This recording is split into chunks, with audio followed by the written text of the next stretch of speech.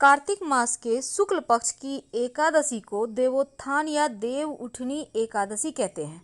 इस दिन भगवान श्री हरि विष्णु 4 माह की योग निद्रा के बाद जागते हैं और जिसके बाद से तमाम मांगलिक कार्य शुरू हो जाएंगे। भगवान श्री हरि की पूजा विशेष तौर पर इस दिन विशेष विधि से की जाती है। तो कार्तिक शुक्ल पक्ष की एकादशी जिसे विष्णु योग निद्रा से जागते हैं, इस दिन चूँकि विष्णु भगवान आषाढ़ शुक्ल एकादशी को 4 माह के लिए योग निद्रा में गए थे और इस देवोत्थान एकादशी के दिन वो जगेंगे और कहते हैं इस एकादशी का व्रत रखने से मोक्ष की प्राप्ति होती है। और इस बार देवोत्थान एकादशी रविवार 14 नवंबर को मनाई जाएगी। देवोत्थान एकादशी के दिन निर्जल व्रत रखना चाहिए या केवल जली पदार्थों का सेवन कर उपवास रखें। अगर कोई बीमार है, वृद्ध हैं, बालक हैं तो फिर आप एक बेला उपवास रख सकते हैं, फिर फलाहार कर लें। संभव हो तो इस दिन चावल और नमक बिल्कुल भी ना खाएं और अपने आराध्य की आराधना करते रहें। तामसिक भोजन बिल्कुल भी मत खाइए। ओम नमो भगवते वासुदेवाय का जितना ज़्यादा जप करेंगे उतना ही अच्छा है। देवोत्थान एकादशी की पूजा कैसे करेंगे? देखिए, गन्ने का मंडप बनाने के बाद बीच में चौक बना लें। इसके बाद चौक के मध्य में भगवान श्री हरि का चित्र या मूर्ति रखें और फिर चौक के साथ ही भगवान के चरण चिन्ह भी बनाइए जिसको कि रात में ढक दिया जाता है। और इसके बाद भगवान को गन्ना, सिंघाड़ा, फल, मिठाई अर्पित करें।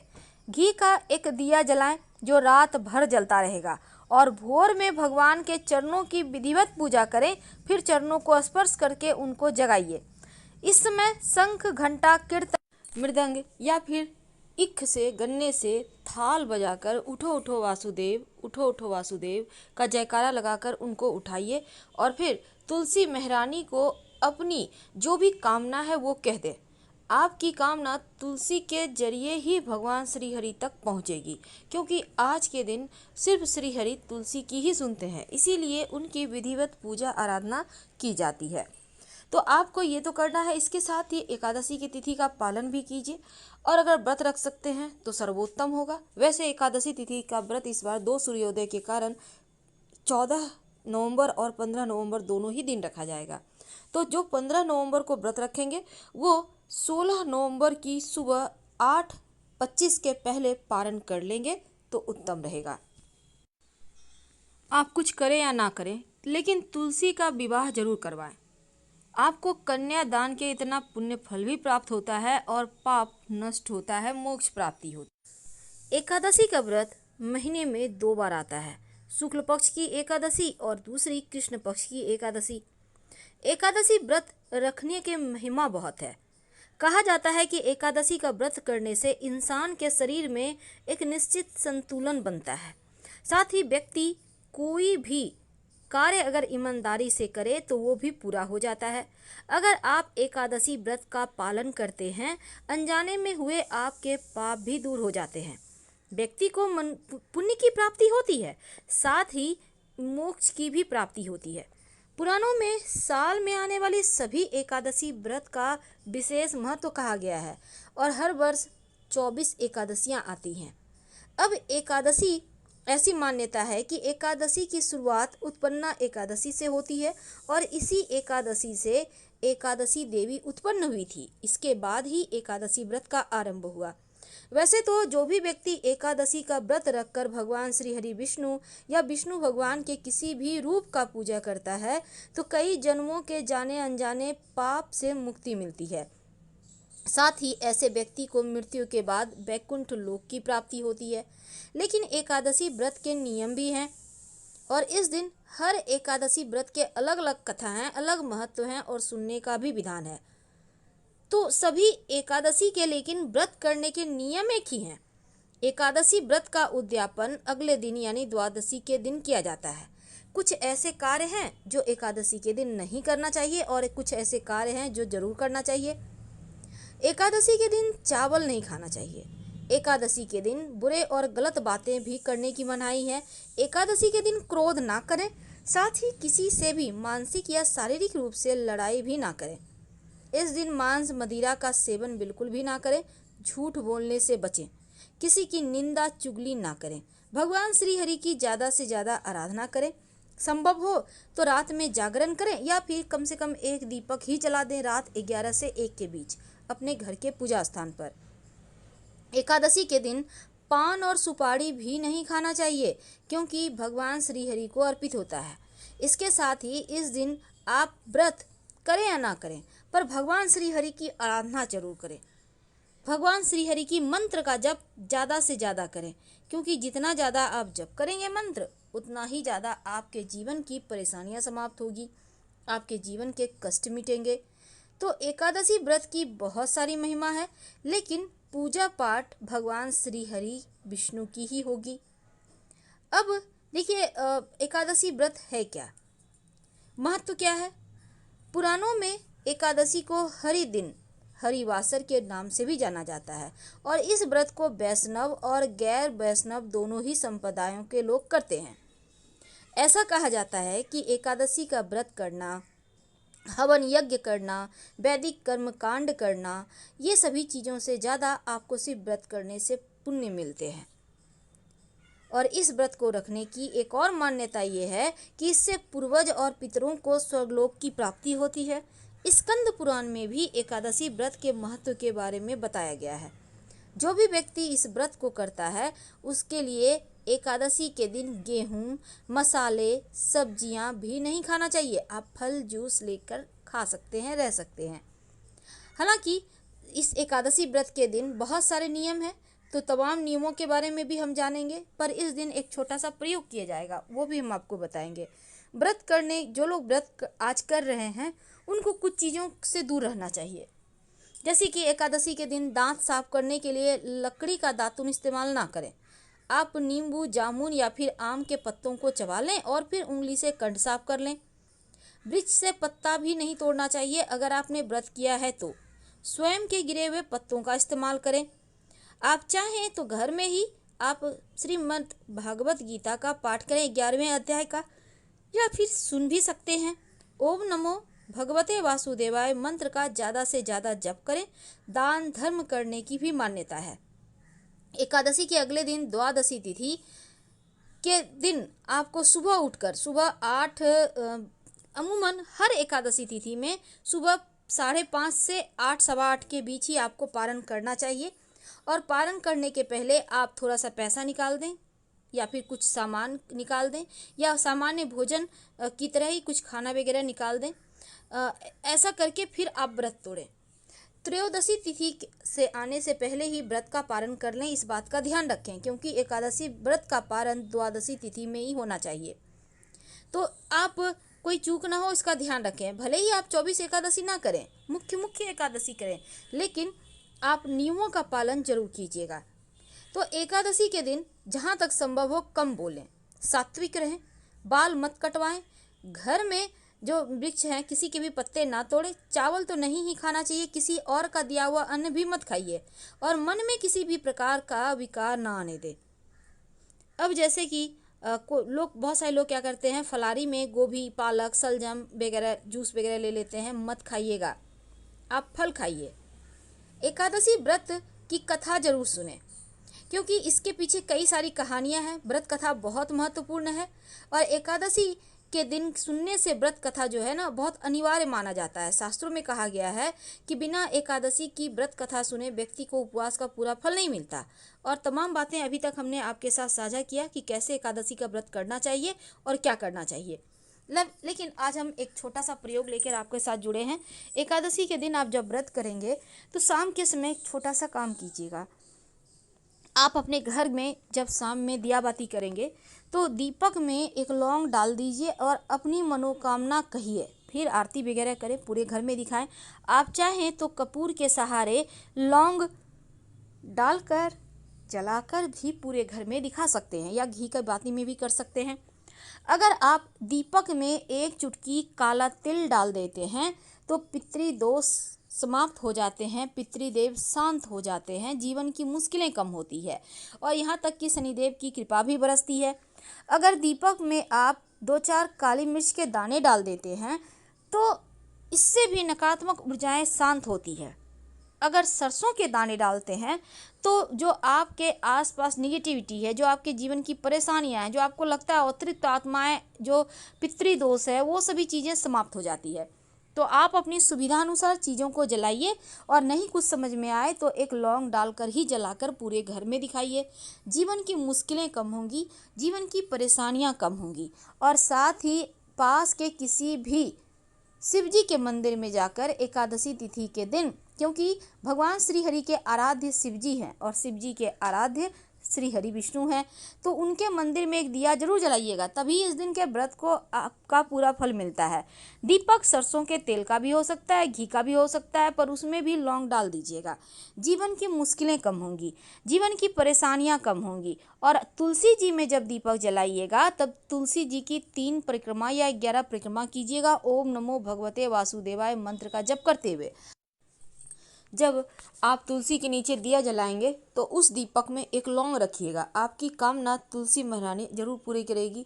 दूसरा, जो घर में दीपक जलाएंगे आप उसमें लौंग या काली मिर्च रखें या ना रखें, लेकिन सरसों के, पीली सरसों के 2-4 दाने जरूर रख दीजिएगा। इस दिन सरसों का विशेष प्रयोग किए जाते हैं।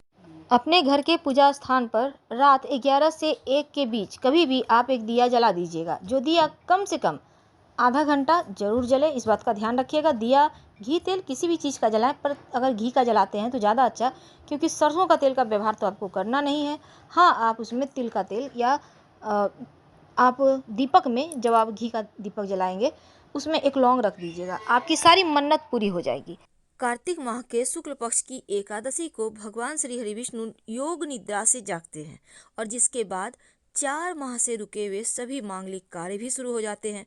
भगवान विष्णु आषाढ़ शुक्ल एकादशी को 4 माह के लिए योग निद्रा में जाते हैं और देव जागरण यानी देवोत्थान एकादशी के दिन वो जगते हैं। कहते हैं इससे मोक्ष की प्राप्ति होती है अगर आप इस एकादशी का व्रत रखते हैं। इस बार देवोत्थान एकादशी बहुत खास समय में आई है, मुहूर्त में आई है, क्योंकि देवोत्थान एकादशी वाले दिन निर्जल व्रत या फिर केवल लिक्विड यानी कि जैसे शरबत है, जूस है, चाय है, ये पीकर अगर आप रहते हैं, उपवास करते हैं तो ज़्यादा अच्छा रहेगा। लेकिन अगर आप नहीं कर पा रहे हैं ऐसे, तो फल खाकर रह सकते हैं। एक बेला सात्विक आहार लेकर भी आप कर सकते हैं। तो भगवान विष्णु अपने इष्ट देव की उपासना करें और तामसिक आहार तो बिल्कुल भी ना खाएं, जैसे प्याज, लहसुन, मांस, मदिरा, बासी खाना। इस दिन ओम नमो भगवते वासुदेवाय का जितना ज़्यादा जप कर सकें उतना ही उत्तम होगा। देखिए, इस दिन गन्ने का विशेष तौर पर प्रयोग किया जाता है। गन्ने का मंडप बनाकर बीच में चौक बना लें और चौक के मध्य में भगवान विष्णु का चित्र या मूर्ति रखें और साथ ही भगवान के चरण चिन्ह भी बनाएं और इसको बाद में रात में ढक दिया जाता है और सुबह उठाया जाता है। उठो उठो वासुदेव, उठो उठो। तो इस दिन एक सिक्के का प्रयोग किया जाता है जो आपके जीवन की मुश्किलों को दूर करेगा। हर व्यक्ति धन के लिए सुबह से रात तक भागता रहता है और आजकल के समय में महंगाई इतना है कि आपको अगर कितना भी कमा लें तो कम ही पड़ जाता है। लेकिन एक छोटा सा प्रयोग जो सिक्के का प्रयोग है, अगर आप करते हैं तो आपके जीवन में जो धन की मुश्किलें हैं वो कम होगी, वो बचत होने लगती है। तो सबसे पहले हम आपको बता दें आपकी जानकारी के लिए, जब भी किसी से आप पैसे लेते हैं तो पैसे 5 उंगली से पकड़ कर लीजिए तो बरकत बनी रहेगी, क्योंकि सभी 9 के 9 ग्रह का साथ आपको मिलेगा उस धन को बढ़ाने में, बरकत देने में। कोई भी व्यक्ति आपको 2 उंगली से पकड़कर पैसे देता है तो वो पैसे आपको बरकत नहीं देगा। इसलिए कोशिश करें जिनसे आप पैसे ले रहे हैं वो भी सभी उंगली से पकड़ के ही आपको पैसे दे और आप भी सभी 5 उंगली पकड़कर ही पैसे लीजिए। तो ये तो थी सिंपल सा प्रयोग। दूसरा, आप कोशिश करें कि जैसे कि सिक्का, कॉइन जो होता है ना, वो जब भी आप किसी को कोई नेक देते हैं तो 11, 21 ऐसे दें। सिर्फ 10 दे दिए, 20 दे दिए, 50 दे दिए, ऐसे मत दीजिए। और कभी कभी क्या होता है, 1 का सिक्का नहीं है तो आप 2 का सिक्का दे देते हैं, तो ये भी मत कीजिए। चलिए आज हम आपको एक छोटा सा प्रयोग बताते हैं। बहुत सिंपल प्रयोग है। देखिए, कई बार क्या होता है, आपका पर्स कभी कभी खाली हो जाता है, आपको लगता है धन कम पड़ गया। एक छोटा सा काम कीजिए, एक सिक्का ले लें। अब इस सिक्के के साथ आपको एक लौंग चाहिए, और एक लाल रंग का कपड़ा। अब इसको माँ लक्ष्मी के सामने कपड़े पर लौंग और सिक्का रखकर रख दें। ये प्रयोग आप किसी भी अमावस्या के दिन, पूर्णिमा के दिन कर सकते हैं। रखने के बाद इसको आप चाहें तो लक्ष्मी जी का मंत्र जप कर सकते हैं, ओम श्री श्री नमः। फिर इसको बांधकर धन के स्थान पर या पर्स में रख लें, बरकत होने लगती है। दूसरा, कई बार होता है कि आपके जीवन में धन की मुश्किलें ज़्यादा परेशान करती है, तब आप एक सिक्का ले लें। अब इस सिक्के पर आप अपने नाम का पहला अक्षर लिखें। सिंदूर से भी लिख सकते हैं, लाल रंग के पेंट से, नेल पॉलिश तो आपके घर में होगा उससे भी लिख सकते हैं अपने नाम का पहला अक्षर। अब हिंदी में, इंग्लिश में, आप किसी भी भाषा के लोग हैं, अपने भाषा के अनुसार लिख लें। अब अपने घर की छत पर जहाँ पानी का टंकी है ना, उसके ऊपर रख दें। नाम का पहला जो अक्षर लिखा है आपने वो आसमान की तरफ होगा, सिक्के पर जो रखा है आपने, और रात भर चंद्रमा की छाया में रहने दें। फिर अगले दिन सुबह इसको उठाकर अपने पर्स में रख लें। जब तक ये सिक्का आपके पास है, आप देखिएगा धन आता रहेगा। कई बार कर्ज बहुत परेशान करता है, तब एक छोटा सा काम करें, एक सफ़ेद रंग का कपड़ा ले लें। इस कपड़े पर आप एक चुटकी लाल मसूर की दाल, एक चुटकी चावल, अक्षर जिसको कहते हैं, और एक सिक्का, इसको बांधकर अपने ऊपर से 7 बार उल्टा वार लें या 3 बार, और कहीं भी पीपल के नीचे रख दें। बिना पीछे मुड़े घर आ जाएं, आपका कर्ज, बड़ा से बड़ा कर्ज उतर जाएगा। अगर धन की मुश्किल ज़्यादा परेशान करे, तब आप एक छोटा सा काम कीजिएगा। आपके घर में मिट्टी का कलश तो होगा, उस कलश में, या नहीं है तो आपके घर में दिया होगा, दिया ले लें। दीपक में आप एक स्वस्तिक बना दें सिंदूर से। अब उसमें पानी रख दें और एक सिक्का रख दें, और अगले दिन पानी को आप पौधे में डाल दें। इस कलश को आप सुरक्षित रख लें, सिक्का को उठाकर अलग से रख दें। अगले दिन इसको भी फिर से करें, यानी कि जैसे कि आपने आज किया तो कल भी करें। यह प्रयोग लगातार 5 दिन कीजिएगा।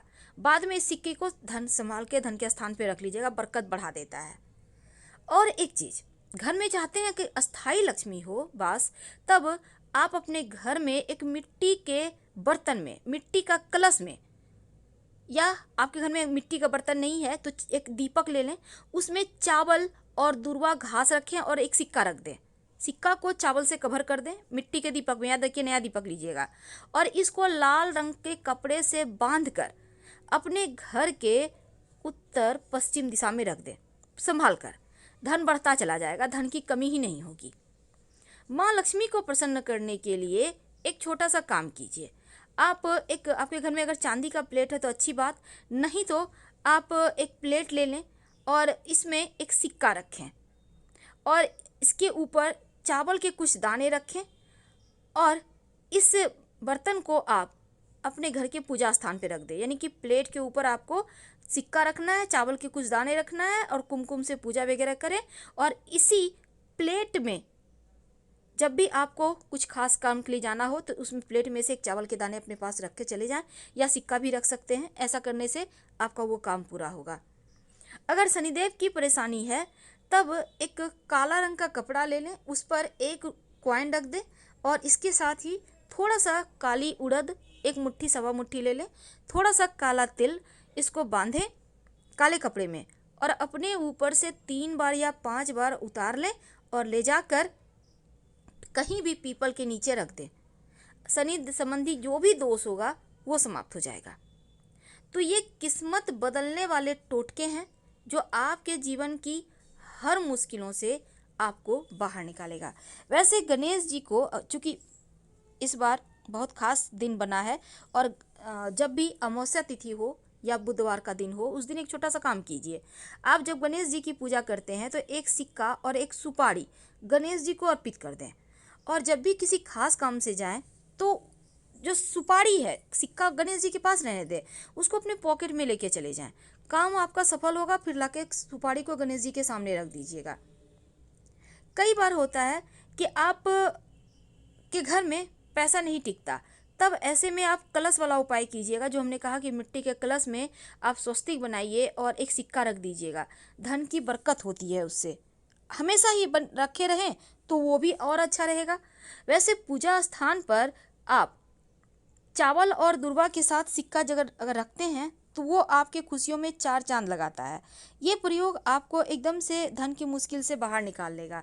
लेकिन अगर आप शिव जी के मंदिर में पूजा करते जाते हैं और शिव जी को पूजा करने के बाद दक्षिणा के रूप में कुछ सिक्के का भेंट करते हैं, तो ऐसा करने से भी शिव जी की कृपा से जीवन में धन की कमी नहीं होती। और शाम के वक्त जब आप दिया जलाते हैं तब दीपक में सिक्का डालकर ही जलाएं, और ये सिक्का रोज आप डालिएगा। नकारात्मक ऊर्जा समाप्त होगी और अच्छे अवसर जीवन में मिलेंगे, जो आपके जीवन की हर मुश्किलों से आपको बाहर निकालेगा। और आप चाहते हैं कि नौकरी व्यापार में खूब आपकी तरक्की हो, तब ऐसे में आप क्या करेंगे, एक लाल रंग का कपड़ा में आप एक सिक्का बांधकर अपने धन के स्थान पर रख दें, और इस सिक्के को कभी खर्च मत कीजिएगा। और हमेशा ही शनिवार के, खासकर शनिवार के दिन आप गरीबों को खाने पीने की वस्तु का भी दान कर सकते हैं। किसी भी अमावस्या को भी कर सकते हैं। अगर भाग्य साथ ना दे तो अपने पर्स में एक मोर पंख और एक सिक्का हमेशा रखिए। भूला भुआ भाग्य, भटका हुआ भाग्य भी आपके पास आ जाएगा। विशेष मनोकामना हो तो रात में देवोत्थान एकादशी की शाम तुलसी जी की मिट्टी में एक सिक्का, एक लौंग अपनी मनोकामना कहकर गाड़ दें। अति शीघ्र आपकी मनोकामना पूर्ण हो। इस दिन सिक्के का एक छोटा सा प्रयोग किया जाता है। अगर आपकी कोई कीमती वस्तु खो गई है तो एक सादा या कोई भी कलर का रुमाल ले लें, उसमें बीच में एक सिक्का रखें।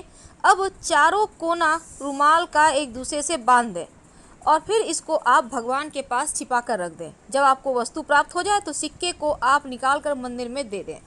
और अगर लक्ष्मी टिकती ही नहीं तो थोड़ा सा धनिया और एक सिक्का एक मिट्टी के बर्तन में रख कर अपने घर के पूजा स्थान पर रहने दें। 1 महीने के बाद इस सिक्के को उठाकर संभाल के रखिए और धनिया को गमले में बो दीजिए। देखिएगा कैसे किस्मत साथ देता है। लेकिन अगर बुरे सपने आते हों, टेंशन ज़्यादा है, तब रात में सोने के पहले आप एक सिक्का और एक तुलसी का पत्ता रख कर सो जाइए। अगले दिन तुलसी का पत्ता मिट्टी में दबा दें, सिक्का किसी पास के मंदिर के दान पेटी में डाल दें। मुश्किलें कम होंगी। तो फिलहाल हम आपसे विदा लेते हैं। जानकारी अच्छी लगे तब लाइक कर सब्सक्राइब करें, अपनों से शेयर करें और कमेंट में हर हर महादेव जरूर लिखिएगा। लाइक कर सब्सक्राइब करना मत भूलिएगा। धन्यवाद।